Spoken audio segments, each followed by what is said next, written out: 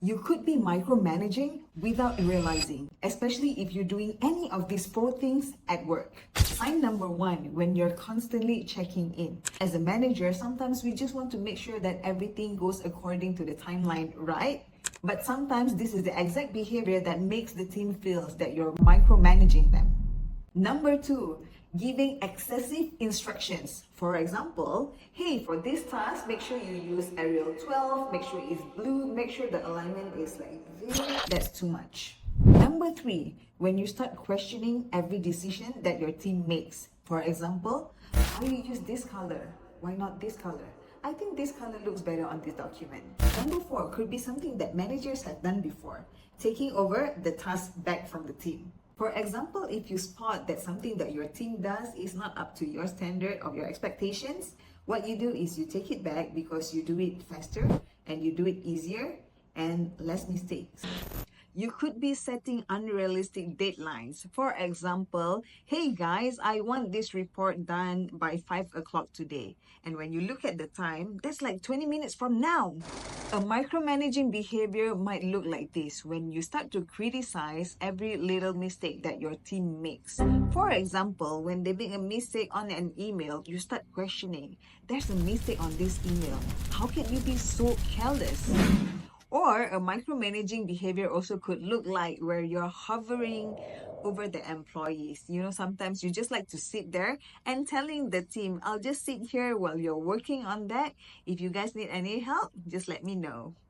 The most obvious telltale sign of a micromanager is when you disregard employees' input.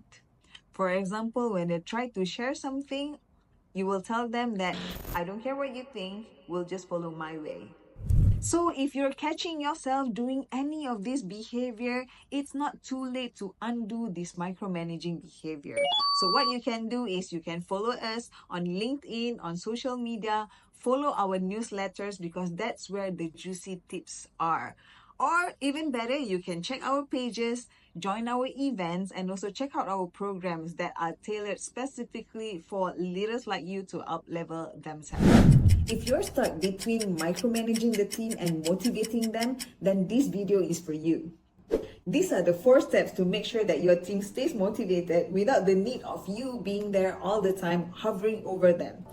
Point number 4 especially is my favorite. It's very simple, it's foolproof, and it's easy to implement. Stay tuned to find out. Step number 1, make sure you set a clear expectation and outcome.